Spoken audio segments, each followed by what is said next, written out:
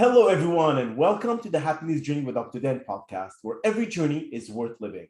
My name is Dr. Dan, and I'm your host for today's episode. I'm a bilingual cognitive behavior psychotherapist specializing in anger management issues, both court-appointed and private, marriage counseling using the EFT method, dissociative disorders, narcissistic personality disorders, depression, anxiety, dream analysis, and also provide life, business, and retirement coaching support. I provide individual one-on-one sessions in both English or in French, and also do group settings.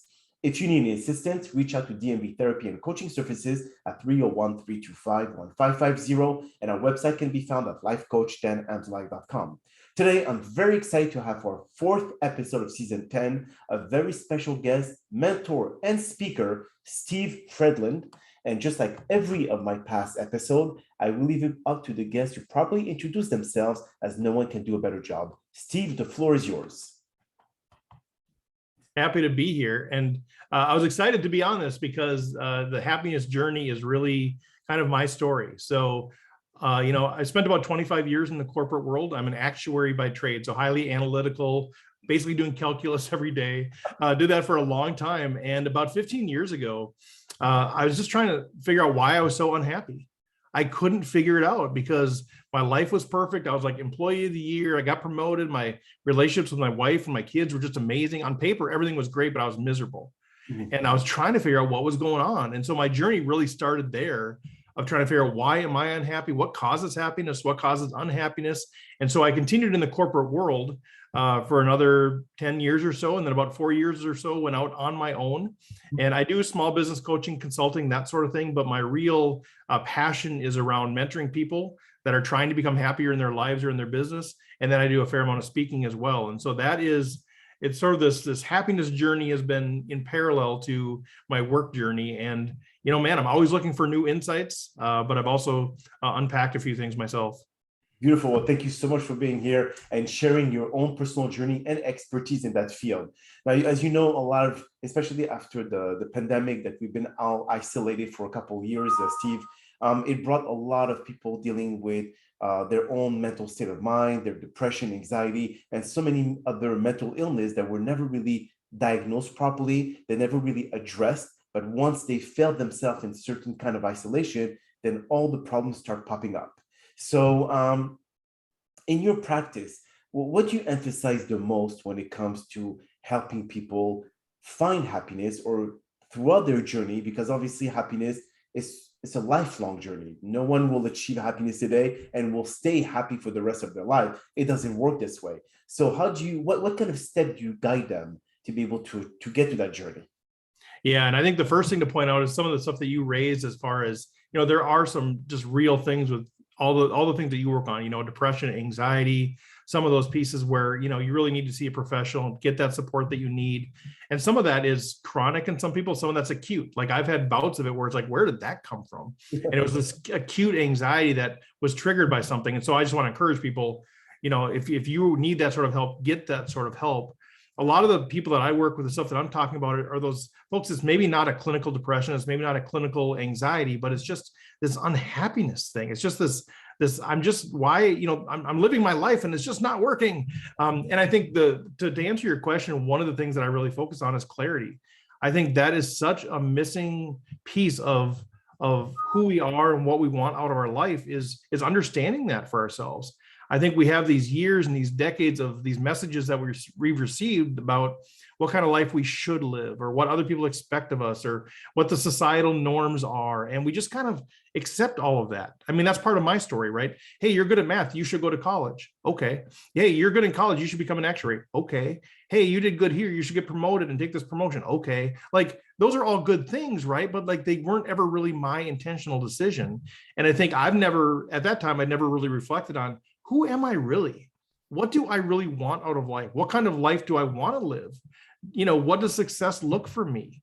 What is my personality and how can I let that shine out? And how can I engage with others who allow that to happen? And so all of those questions. And so to answer your question briefly, it's clarity. It's about really knowing yourself, who you are, what you want, where you want to go, what you want to get out of life, who you want to get there with. And then to your point about evolving, that changes. Like that's not, do that when you're 20 years old and now you've got the roadmap for your future happiness. It's an ongoing adjustment because we have new experiences, our personality comes out in different ways, new relationships, all of those things.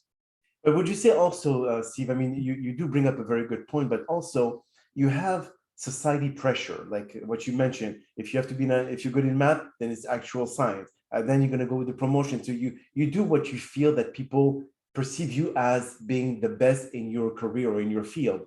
But if you have to go with what you feel is best for you, then you might as well just go back into a cocoon and be on your own without really depending on anyone's feedback. So how do you meet what you feel is great for you, but at the same time, not disappointing your parents, your siblings, your friends, etc.? How do you find the right balance?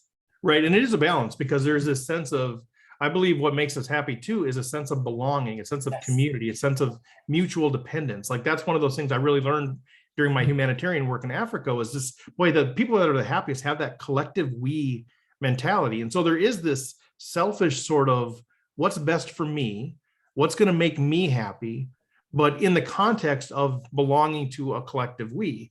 So that's it. And I think that's where just the communication and the transparency come into play, because I don't ascribe that, hey, if you're unhappy in your job, just quit your job. Like for some people, that might be the thing to do. And I think that's what scares some people off about having me come in as a speaker. They think I'm going to tell everybody to quit their job. No, like I'm talking about having that understanding. So in the context of your family, in the context of your community, how can you really become happier? And I think that involves really knowing yourself and then having those conversations.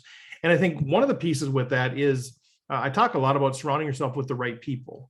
And the right people for you, Dan, might be different from the right people for me, that sort of thing.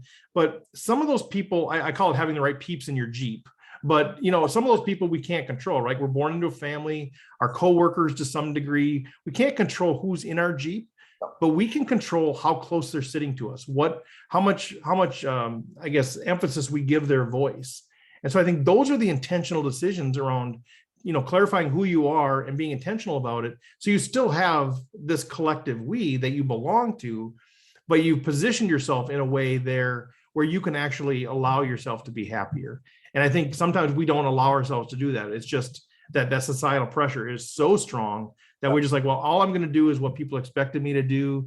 You know, I forget who the author was, but they talk about we allow ourselves to get should on all the time, you know, hey, you should, I should, we should, you know, should. And, you know, we do all those things because, especially in Minnesota where I am, we're people pleasers, right? So we do what people think we should do. And then we wake up one day and we're like, why am I miserable? Well, I'm miserable because I have a great life, but it's not my life. And I think that's what causes a lot of our unhappiness. So how do you find someone, especially that you mentor, to be able to detach themselves from such amount of pressure that they deal with on day in and day out, but yet at the same time figure out how they'll be able to get into the right path of achieving happiness or reaching happiness? Again, we discussed earlier that happiness is a lifelong journey. There's no really any time specific that you'll be happy and then you'll go on being happy all the time, because happiness is not sustainable, right? It always requires you to be able to add more to the equation so you could feel, you know, as happy as possible. Now, again, what made you make you happy may not make me happy as well. So we all have a different version of it. So what would you recommend to those who actually are trying to get into the right path? Yeah, and I think it's important to recognize there's probably many, but at least two different kinds of happiness. The one is that momentary situational happiness, you know, that makes us laugh. We see a comedian, we go to a movie, we have a great conversation with friends, you know, that makes us happy, right? That's different than sort of that deep core content, joy type of happiness. So there's kind of two pieces. So do what you can to be happy, like do happy things. But then I think that deeper work of really being in a place where you can sit back every day and just sort of say, I'm happy. You know, I think that's a different kind of thing. So how do we get there? And again, you know, I think that's where you're getting at is how do we get there? I think it's clarity again. Like I'm a big fan of Einstein, who said if I had an hour to solve a problem, I'd spend 55 minutes on the problem, 5 minutes on the solution. Yes. I just think, okay, that clarity of understanding, well, what does make you happy? Yes, you've got the pressures, you have your job, you've got relationships, you've got family that maybe are just difficult and they're going to stay difficult, but how can you be happier? I think the answer is finding out, well, what really does truly make you happy? What are those elements of that make you happy? And how do you press into those? How do you adjust your world a little bit more to make space for those things? And then part of it is maybe how do you realign your expectations to align with your reality a little bit more? Because I really believe that happiness ultimately resides where our desired reality overlaps with our actual reality, where those two things come into play. Because those are the things, if you think about anything you're happy about, it's because things are how you want them to be, right? And so we can do a couple of things. We can try to shift our actual reality to line up more with our desired reality. That's one thing we can do. That's probably the most obvious thing we can do is, quit talking with people that we don't like and all these things. But the other thing is we can shift our desired reality. We can change a little bit about our expectations about life to actually line up more with our actual. It's like me, if I, when I was young, I wanted to be an NBA player, right? Be a professional basketball player. And as a freshman in high school, I was 5'1", weighed 140, couldn't jump more than 3 inches. And then my knees started dislocating and I've had multiple surgeries and hip replacement, all this stuff. Like, if I'm still holding on to that dream that I'm going to be an NBA player, I'm going to be constantly disappointed and constantly unhappy. There comes a time when we say, this is the new reality.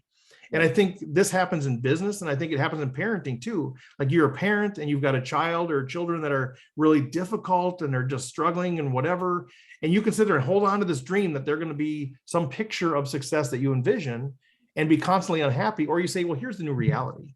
They have an emotional issue. They have a physical issue. They have some limitation that's not going to get them there. But what is the new reality? And I start to shift that and say, okay, how can we help them have their best life in that situation? And we become happier because now we've shifted our expectations. So I think part of that is digging in and saying, what is really causing your unhappiness? What is really driving your happiness? And then it's just that hard work of figuring out, how do we get less of this and more of this in our world? So, I mean, to come back to your point about the actual reality and desired reality, I mean, if you look at the laws of attraction, where thoughts become things, okay, you kind of like have to also project certain ideas, certain reality that you want out of your life. And the more you think positive out of this, I would say, desired reality, and more chances it may occur. But yet, in a way, is that when you're shifting that energy into that desired reality that doesn't come, into make it a new actual reality from what you're working at right now. So aren't you like going against the laws of attraction, which means that we just have to accept what's coming our way? Yeah, well, you would be the expert in that for sure. So, I'm too logical for some of that stuff, but no, I do think there's truth in sort of where we apply our energy. I think whether you believe that can manifest itself in actually changing your life, or even just it changes your perspective on thing, right? If I focus on, it's like telling you, hey, Dan, don't think about a purple tree. Whatever you do, don't think about that purple tree. Well, now it's there, right? But if I tell you, hey, think about a pink tree, Dan, I want you to think about a pink tree. Well, you're no longer thinking about the purple tree, right? And I think there's some value in saying, all right, let's focus on those things that are good, the things that we want, and less focus on those things that are negative. So whether those sort of attract and actually create, the reality that we want, or if nothing else, it diminishes the impact in our life of those negative things. And I think that's very freeing. And if we dwell on a dream that we had, like if I'm still dwelling on not playing in the NBA, it's going to drag me down. If I can start thinking about, okay, here's my new reality, I stop thinking about the NBA. But if there's nothing to replace it, I keep thinking about the NBA, and like, doggone it, every time the playoffs come on, I'm like, I could be that person. It's wrong thinking. So yeah, I'm not sure. That's a great question. That's where you need to come on my podcast so I can figure out the answer to that question, because you're the genius there. Yes, I think it does have a lot of impact with the way or the mindset that you have. I mean, you see, the thing is that you've accepted your reality, which is that you're not going to be playing in the NBA, but then you found something else that was able to fulfill a portion of your happiness. But then you realize 10, 15, 20 years down the road that being in actual science was not really what brought you happiness. So you found something else, because we are in constant change. Humans will always change. They will grow. They will go through different challenges, traumatic experience, and all that, and it will make you who you are today. So in time, but we have to learn what really allows us to create our own path. Because you see, the thing is that we always have the tendency to look at to compare ourselves to others, and that pushes us to get more and more depressed. Because if you look at Michael Jordan, you look at all the best basketball player, he said, I could have become that. I said, oh no, I had injury, I had this, I had that, so that would have never happened. But then you feel the guilt, you feel that, why am I not good enough? Why this? And then you start implementing those negative ideas, negative thoughts, and then it's a vicious cycle to hell. So when you do your presentation, when you do your speeches and all that, how do you start changing people's mindset? Because obviously they're synced into their subconscious mind. So you have to definitely reboot everything. Yeah, I think part of it, what you alluded to too, is sort of that social media complex, right? Like, if I'm just on Facebook, it feels like everybody's on vacation all the time. Yeah. Right? Like, what's wrong with me? Why can't I just be on lifetime vacation? Well, the reality is it's everybody that you follow is on vacation once a year. Yes. But which means your feed is constantly filled with vacation photos.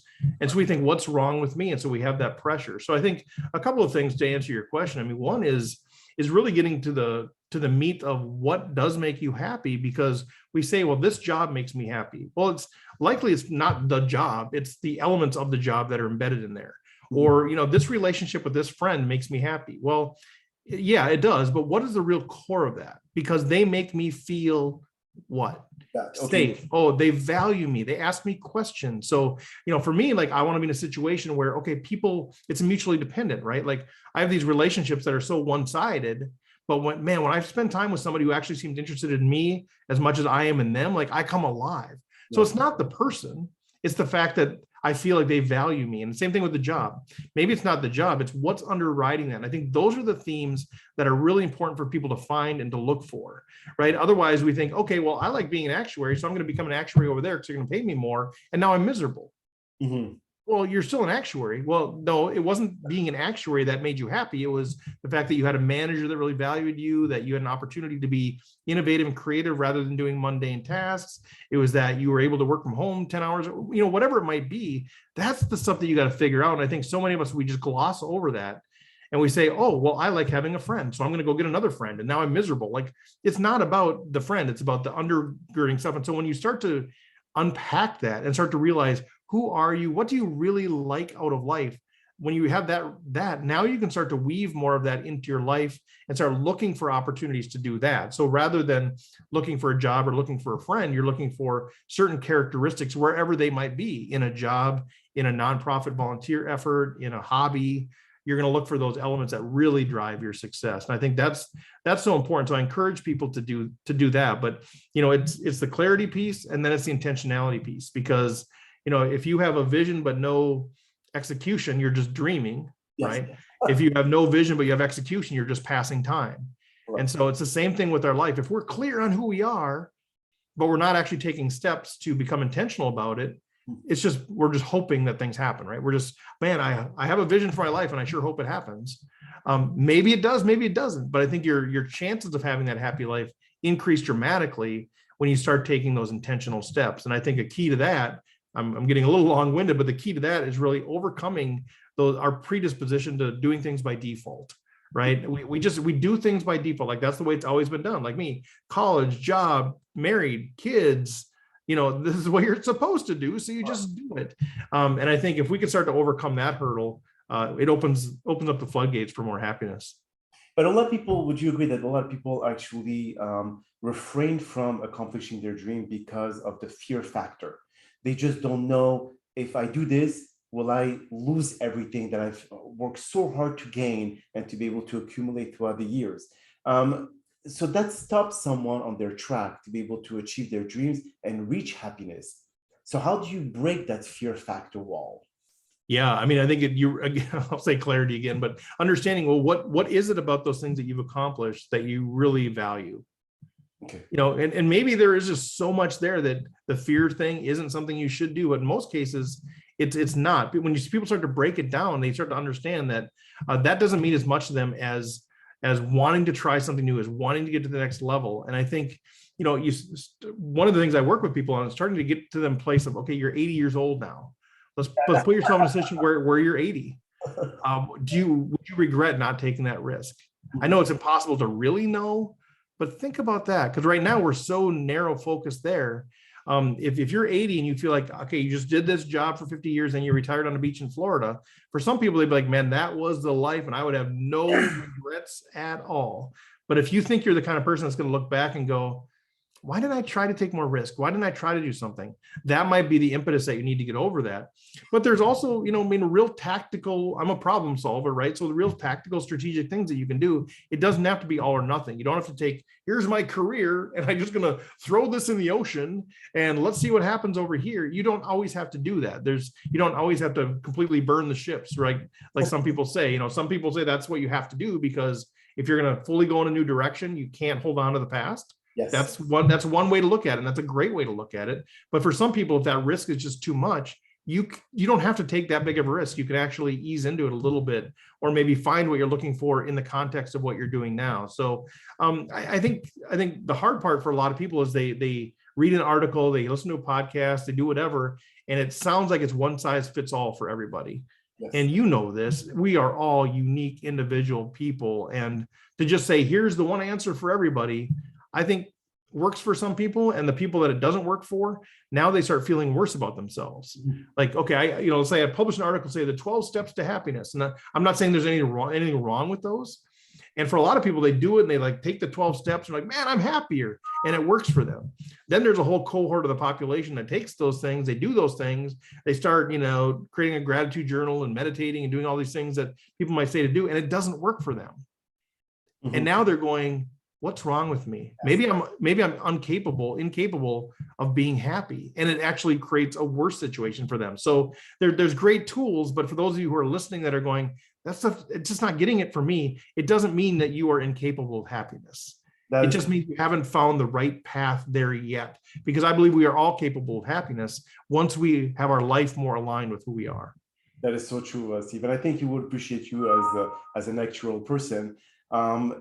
Risks are really needed in life, but you have to take calculated risks, just like insurance companies. When you're a human or like an individual, they have to make sure that this person is not going to die 10 minutes after they've written the policy. So calculated risk is there, but you have to really focus on how does that matter to you if you actually jump into that opportunity or if you take that risk.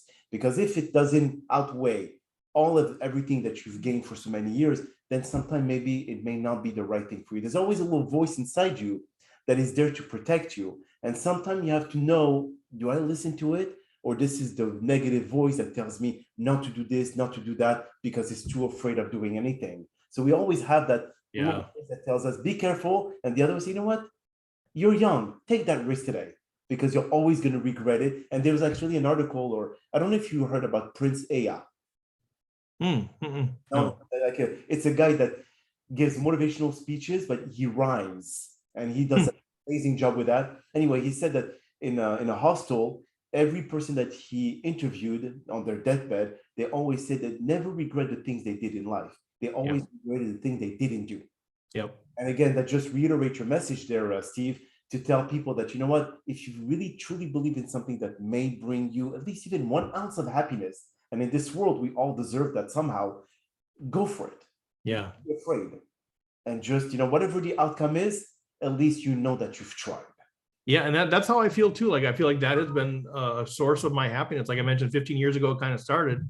And since then, I've made some major shifts in my life they're completely countercultural, right? And they fly in the face of everything that you should do. You do all this work to become an actuary, right? You do your degree, and then you have like 8 years of rigorous testing where they pass like 30% of the people that go through. It's like terrible. It's just terrible. And so when you get there, you don't quit that. Like, you've arrived. Now it's like actuary is always rated like one of the top jobs in the country. And it's because once you've gotten there, like the process of getting there is terrible. Yes. And so when you get there, you don't give it up. And I gave it up, right? And it was, everybody says terrible, bad idea, whatever. And my business hasn't flourished like I wanted it to. Like I'm happy with where things are at, but it's not like, oh man, I just turned the key and like, man, I'm making millions of dollars and all this sort of stuff. And I've done other things in my life. When I was younger, I bought a roller rink and that thing imploded. Like, I've done things, but I don't regret them. I mean, I wish they would have turned out differently, right? I wish they didn't have the financial impact, or I wish things were flying off the shelf more, whatever those things, but I don't regret trying. Yes. But even with those things, like for me, because I'm an actuary, risk management, it wasn't, some people could just like, man, they can just go do stuff. Everything I've done has been calculated because I do have a downside risk that I want to protect against. Correct. My wife and I both grew up really poor. And the one thing that we said is, man, we don't need to be rich, but we just don't want to have every week wondering if we can buy food or not. Like that's been the one thing I've tried to protect. So my downward constraint might be different than somebody else who can just take that crazy risk, right? I'm like, okay, so everything I've done has been like, well, we'll take this flyer, but in 6 months, if this doesn't work, here's the plan. Yes. Or, so I think you just have to know your situation, like, because I want to be free to actually really enjoy pursuing something without that fear of the downside. And so, yeah, I think a lot of things come into that play there, but you have to know what are your downside risks. Don't put your whole life at risk. Very rarely would you ever have to. It's just a matter of figuring out what's that solution. But yeah, to your point, I don't have any regrets about the things that I've tried, even the things that have failed miserably. And I've had other things that have failed. I don't regret them. I wish the decision was different. I wish I had done better, whatever. But I now can end my life whenever that happens, not going, man, I wonder what would have ever happened if I would have worked for that nonprofit, or if I had bought that roller rink, or if I had gone to work for myself. I don't have to wonder that. I know it might not be a good news, but I know the result. And I think, to your point, what we regret is what we don't do far more than what we did and failed at.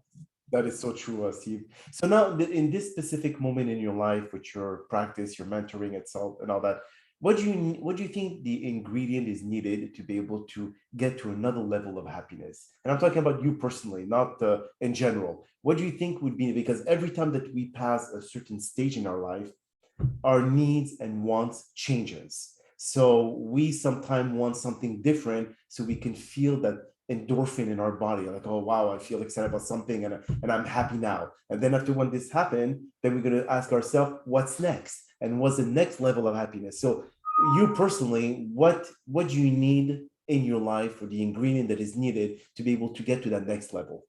Yeah, I think for me, I've grounded myself in I'm pretty clear on what I want out of life. And now I'm being pretty intentional about taking those steps and saying no to things that might be profitable, but they're not life-giving to me. So those pieces are in place. I think the piece that I'm really working on hard now is getting the right peeps in my Jeep, like we talked about. Like it's still, it's finding those people that really just give me life, like just, and probably more on the friend side of things, right? Like I've got good business acquaintances and I feel good about all that. But like one of the things that I've sort of let slip in these last 4 years of creating my own business is just good friendships.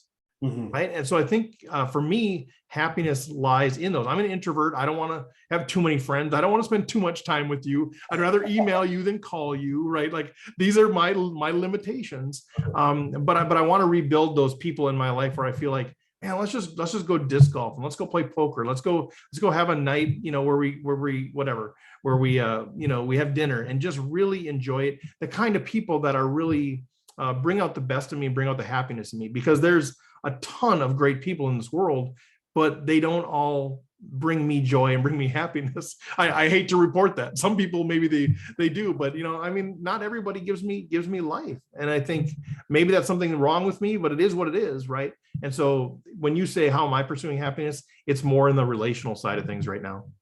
And in your family, in your direct family with your wife and your kids, do you preach that a lot? I mean, if let's say your kids are coming home with some issues, do you try to figure out, okay, why this happened? Why don't you think about it? Because sometimes it's harder when you preach it, and sometimes you cannot really practice it the same way as you preach it. There's always twists and turns that you have to put into it. But how do you try to implement that in your direct family? They're all different, right? So my kids are all grown. They're 25, 22. My wife is really grown. She's my age. But I think they're all different. I think that's what I've had to learn, because the way that I think, I try to put it on top in front of other people, and they don't think that way, or they don't want to think that way. So I have twin boys who are 25, and one of them is just like, he eats that stuff up. We problem solve together all the time. He'll be really like, oh man, I've got this opportunity, or I'm working on this project, and he loves kind of the way I think about it. And so we do that. The other one doesn't want to hear about it. Great kid, whatever, but it's just not how he processes. My daughter, my wife are kind of the same way. They're like, they want to solve problems, but they don't really think about it the way that I think about it. And so I just kind of have to adjust to that. And part of my learning of happiness, because that used to drive me crazy, right? Because like, well, why don't you want to I can help you solve this problem. I can help you do this. And they don't really want to have anything to do with it. And so that used to cause me unhappiness. Yes. And now what I've learned is I need to recalibrate my expectations, like we talked about before, to say, no, what they need, what my daughter needs, what my wife needs from me is this, to say, man, I'm sorry about that. If there's anything I can do, let me know, maybe give a thought here or there. So yeah, I mean, I think when, like you, if there's anything that you're good at, you want to help as many people as possible. Absolutely. And then you feel like, you're the voice crying in the wilderness. Nobody will listen to me, whatever. I have all the answers. And so I've had to recalibrate my expectations a little bit on that. But yeah, I love those conversations. But it turns out not everybody's as crazy as I am and as excited about clarity and intentionality. And I guess your message to our listeners definitely will inspire them to be able to at least find somewhere in their lives where they could find even an ounce of happiness will be a change that we have established to the listeners. And if we can at least inspire one person at a time, we have met our purpose. And living a purposeful life is what everyone desires the most. And on that note, Steve, that is all the time that we have for today's podcast. I really appreciate you taking the time out of your very busy schedule to join us. And thank you again for participating and inspiring our many listeners with your incredible story. Now, we hope that you've all enjoyed today's episode. And I'm very excited about the many upcoming guests that we have scheduled for season 10 of the Happiness Journey podcast, filled with inspirational stories just like the one that you're listening to today. Now, here are some concluding words of wisdom. Both those who claim they can or those who claim they can't are both correct. When you construct limiting belief from within, you begin to believe them. And once you believe anything, it becomes true. You have the power to choose how you want to see your life, as well as the action you take to bring about the changes that you desire the most. There are no mysteries to the laws of attraction, yet many people believe it's a secret that only a few people are aware of and are used on a daily basis. We may all think positively, but how can we put it into practice? Start by implementing small steps into your regular routine. Do not try to accomplish everything in a week or a month or a year. This part is slow but steady. You will experience some negative thoughts entering your mind, but as long as you don't allow them to stay too long, you can then push forward with your dreams and make them a reality. Slow pace always wins the race. Stay motivated and the rest will unravel. My name is Dr. Dan Amzallag, and you may all keep pursuing your amazing journey in life.